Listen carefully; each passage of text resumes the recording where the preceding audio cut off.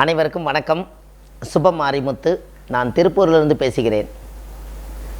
இன்றைக்கு ஒரு சூட்சமமான ஒரு விஷயத்தை உங்களுக்கு நான் இந்த பதிவில் உங்களுக்கு கொடுக்க போகிறேன். பரணி நட்சத்திரத்தில் ஒருவர் பிறந்தால், இந்த பரணி நட்சத்திரத்தில் யார் பிறந்திருக்காங்களோ அவங்க வாழ்க்கையில் இதுவரைக்கும் எத்தனையோ கஷ்டத்தெல்லாம் பார்த்துருக்கலாம், எத்தனையோ கஷ்டத்தை அனுபவிச்சிருக்கலாம். அவங்களுடைய வாழ்க்கையில் நிறைய மன உளைச்சல், நெருக்கடி, குழப்பம் எல்லாத்தையும் அவங்க பார்த்துருக்கலாம். ஆனால் இந்த பரணி நட்சத்திரக்காரங்க வாழ்க்கையில் இனிமேல் பயப்படாமல் வாழ்கிறதுக்கு ஒரு சூட்சமமான ஒரு நட்சத்திரத்தை உங்களுக்கு சொல்ல போகிறேன். புனர்பூச நட்சத்திரக்கார பரணி நட்சத்திரக்காரு பக்கத்தில் வச்சுருந்தாலோ, இல்லை வேலை செய்கிற இடத்துல அவங்கள வேலைக்கு சேர்த்திருந்தாலோ, அவங்க வீட்டிலையே இருந்தாலோ, செய்யும் தொழிலில் கொண்டு வந்து கல்லாப்பட்டியில் இருந்தாலோ, எந்த இடத்துல வச்சாலும் பரணி நட்சத்திரக்காருக்கு தெய்வமே கூட இருப்பது போல பொருள்.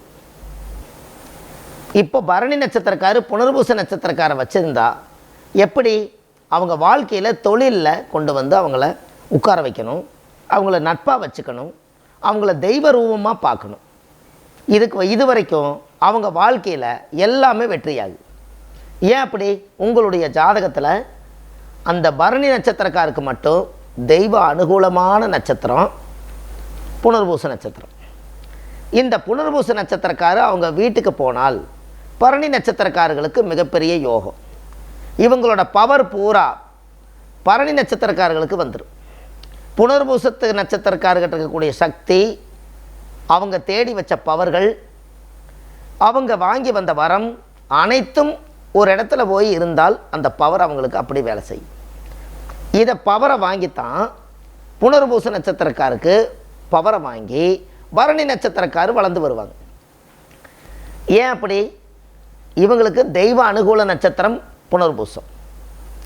இந்த தெய்வ அனுகூலமான நட்சத்திரம் போய் ஒரு பரணி நட்சத்திரக்காருடைய மிங்கிலாகும்போது, அவங்கள பார்க்கும் பொழுது, அவங்க வீட்டில் போய் சாப்பிடும்போது, அவங்களுக்கு ஏதாவது பணிவிடை செய்யும்போது அவங்களுடைய சக்தி எல்லாம் அவங்க பாதம் எங்கே படுதோ அந்த இடத்துல நிலையாகி பரணி நட்சத்திரக்கார் மிகப்பெரிய உயர்ந்த உள்ளத்துக்கு வந்துடுவாங்க.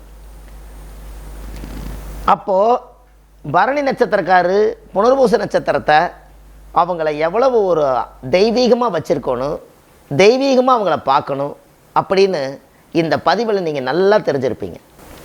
அவங்க என்றைக்கு உங்களை வந்து பார்த்தாங்களோ அன்னையிலேருந்து உங்களுடைய வளர்ச்சி ரொம்ப நல்லாயிருக்கு. இந்த விவரம் உங்களுக்கு தெரியுமா தெரியாதான்னு தெரியாது. அந்த காலத்தில் பெரிய பெரிய ராஜாக்கள், பெரிய பெரிய மன்னர்கள், அந்த பெரிய பெரிய அரண்மனையிலெல்லாம் பார்த்தீங்கன்னா இந்த ராஜாவுக்கு தகுந்த மாதிரி சில நட்சத்திரக்காரர்களை வேலைக்கு வச்சுருப்பாங்க. அதனால தான் ராஜாவுடைய எவ்வளோ பெரிய தவறான பாதையில் போனாலும் கூட இந்த நட்சத்திரங்கள் வந்து அவங்க ஒழுக்கமான பாதையில் கொண்டு வந்து அவங்கள ரொம்ப காலம் நீடித்து வாழ்ந்து இருந்திருக்காங்க. அப்போது அது எவ்வளோ ஒரு விஷயத்தை அந்த காலத்தில் அரண்மனையிலேயே ஜோதிடர்கள், ராஜா இந்தந்த நட்சத்திரக்காரர்களை நீங்கள் வேலைக்கு பக்கத்தில் உங்களுடைய கண் பார்வையில் இருந்தால் உங்கள் வாழ்க்கைக்கோ உங்களுக்கு தெய்வ அனுகூலத்துக்கோ எந்த குறை வராதுன்னு அன்னைக்கே இதை சூட்சமமாக, நட்சத்திர சூட்சமமாக இதை உடைச்சி பார்த்துருக்காங்க. இப்போ உங்களுக்கு புரியுதுங்களா ஐயா? ஏன் அப்படி? இந்த பரணி நட்சத்திரத்துக்கு புனர்பூச நட்சத்திரம் யார் அப்படின்னா, ராமர் பிறந்தது புனர்பூச நட்சத்திரம்.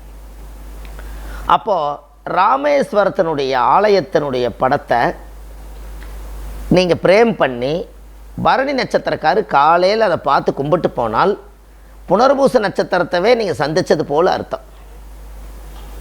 அதனால் புனர்பூச நட்சத்திரம் ராமர் பிறந்ததுனால ராமர், சீதை, லட்சுமணன், அனுமார், ராமர் பட்டாபிஷேக படம் இப்படி ஏதாவது ஒன்று கிடச்சதுன்னா பரணி நட்சத்திரக்காருடைய வீட்டில் இல்லை தொழில் செய்கிற இடத்துல சும்மா நீங்கள் மாட்டி வச்சுருங்க.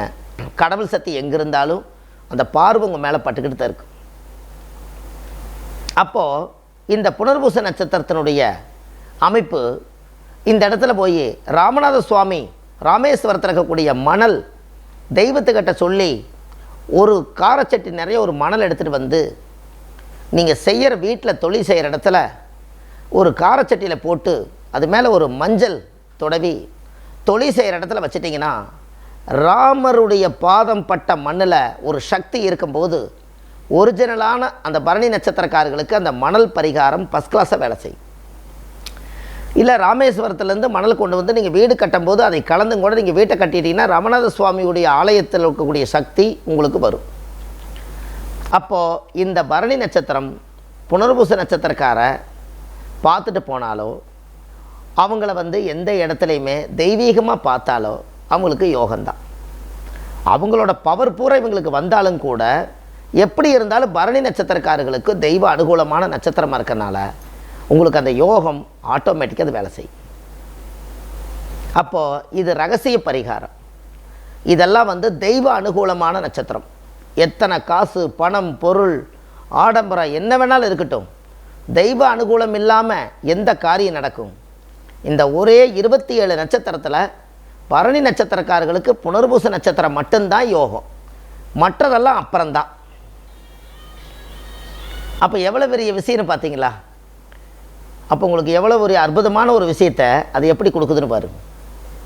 அப்போ உங்கள் பூர்வ ஜென்மத்தினுடைய கர்மாவெல்லாம் பரணி நட்சத்திரக்காரங்க புனர்பூச நட்சத்திரக்காரர்களுக்கு சாப்பாடு வாங்கி கொடுக்கறதும், அன்னதானம் பண்ணுறதும், அவங்களுக்கு ட்ரெஸ்ஸு வாங்கி கொடுக்கறதும், அவங்களுக்கு ஏதாவது வேலை கொடுக்கறதும், தொழிலுக்கு ஏதாவது அவங்களுக்கு பணிவிடை செஞ்சு கொடுக்கறதும், இப்படி அவங்களுக்கு குடும்பத்துக்கு ஏதாவது ஒரு பாதுகாப்பு பண்ணுறதும், அவங்களுக்கு மருந்து மாத்திரை வாங்கி கொடுக்கறதும், இது எல்லாமே பரணி நட்சத்திரக்காரர் புனர்பூச நட்சத்திரக்காரர்களுக்கு இந்த சேவையெல்லாம் செஞ்சால் அவங்க வாழ்க்கையில் கொஞ்சம் கொஞ்சமாக வளர்ந்து அசுர வளர்ச்சியில் போய் நிற்பாங்க, எங்கேயோ போயிடுவாங்க. இதுதான் அதனுடைய சூட்சமம். இத்தனை நாளாக நீங்கள் இதெல்லாம் தெரிஞ்சிருக்கிறீங்களா? இதெல்லாம் எங்கேயுமே கிடைக்காத ஒரு பொக்கிஷம். இதெல்லாம் ஒரு ரகசிய பரிகாரம். இந்த நட்சத்திரக்காரோடு இந்த நட்சத்திரக்காரர் சேர்ந்தால் நல்லா இருப்பாங்கன்னு ஒரு திருமண பொருத்தத்திலையும் கூட பார்க்குறாங்க. சரி, அப்போ பரணி நட்சத்திரக்கார் வந்து புனர்பூச நட்சத்திரக்காரர்களோட வாழ்ந்தாலே அது ஒரு வாழ்க்கை தானே. அப்போ தெய்வம் வீட்டுக்குள்ளேயே தங்கியிருக்கு, தெய்வத்தவே இவங்க உள்ளே கொண்டு வந்துட்டார். இனி இவருக்கு என்ன கவலை? இதுக்கு மேலே ஏதாவது கவலை இருக்கா? அப்போது ஏதோ அவர் செஞ்ச புண்ணியமோ இல்லை அவங்க தாத்தா செஞ்ச புண்ணியமோ தெரியாது, அந்த புனர்பூச நட்சத்திரக்கார் போய் அவங்க இடத்துல போய் அடைக்கலமாயிட்டா அன்னையிலேருந்து அவரை பிடிச்ச தர்தனை விலகிரும். கொஞ்சம் கொஞ்சமாக வளர்ந்து போய் உலக லெவலில் பேரும் புகழோடு வாழ்வாங்க. இதுக்கு எல்லாமே காரணம் பரணி நட்சத்திரம் இல்லை, புனர்பூச நட்சத்திரம் தான். அந்த சக்தியாகப்பட்டது கோயிலில் இருக்க வேண்டியது வீட்டில் இருந்தால் அப்போ வீடும் கோயில் ஆயிரும் அல்லவா? இந்த ரகசியம் உங்களவுக்கு நீங்கள் வச்சுக்கோங்க, மற்றவங்களுக்கு சொல்ல வேண்டாம். ஏன் அப்படி? ஓ, அப்போ நீங்கள் என்னை இதுக்காகத்தான் நீங்கள் வந்து யூஸ் பண்ணிட்டு இருக்கிறீங்களா அப்படின்னு அது ஒரு பெரிய விவாதமாயிரும்.